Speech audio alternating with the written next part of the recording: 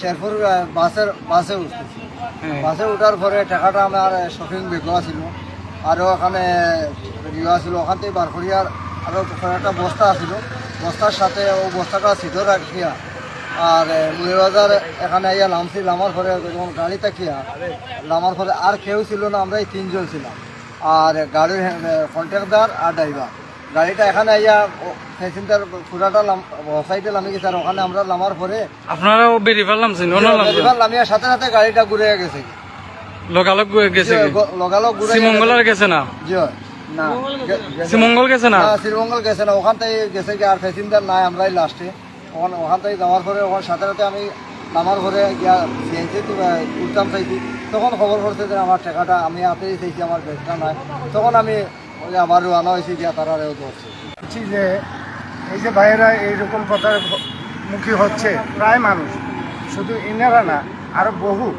এই আমার বলতে চাচ্ছি যে আজকে জিনিসটা কি সিএনজিতে না বাসে? বাসে বাসে বাসে।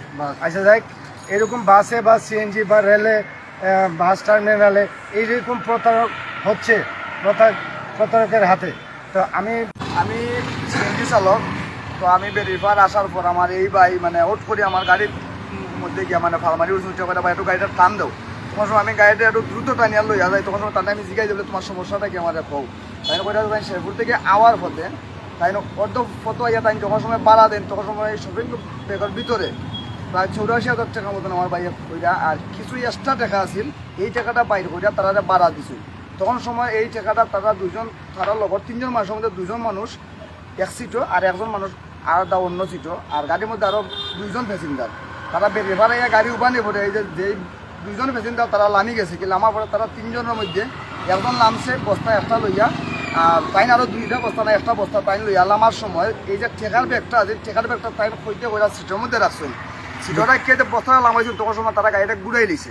তখন সময় তারা গাড়িটা ঘুরিয়ে তারা টানমারি যাওয়ার পথে এই যে আমি বললাম যে আমার টানমারি তোমার সময় লইয়া যায়নি, তখন সময় আমি গাড়ি লইয়া টানিয়া গিয়া কুসুম বাঁকা দুইটা গাড়ি দেখেছে, দুইটা গাড়ি নাই, তাই করে ভাই একটু চালাইয়া যাও। আমি চালাইয়া যাইতে সাবন্দর ফাইরিয়া তালতলা করিয়া এই গ্রামের নাম আছে, ওই তালতলার মধ্যে আমি যাওয়ার পরে গাড়ি পাইছি উবার তাইরে সামনে আমি জিজ্ঞাসি যে ওই গাড়িটা নেই, তাই করে যে মনে হয় ওই গাড়িটা তুমি কোনো গাড়ি থামাও। গাড়ি থামানোর পরে গাড়ির মধ্যে লাইট জ্বালাইল, গেট খোলা, মানুষ নাই, অথচ একটা দোকান আছে, দোকানের মধ্যে আমরা কিছু মানুষ পাইছি কি আমরা পয়সা দিতে হবে এই অবস্থা।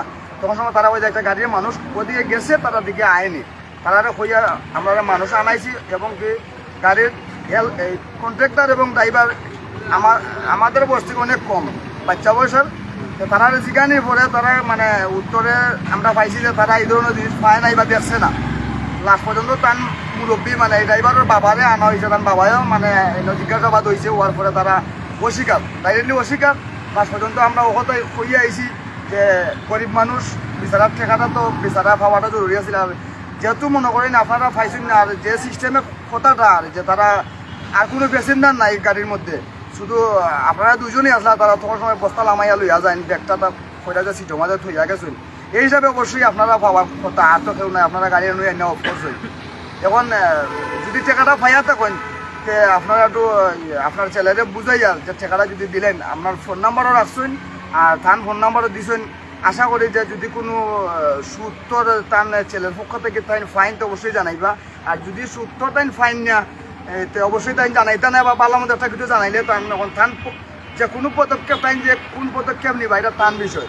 আর আমি সিএনজি ড্রাইভার হিসেবে আমি ওখানে একটা সাক্ষী, আমি মনে জিজ্ঞাসি আরও অনেকেই আসেন, এই বলে আমার বক্তব্য শেষ।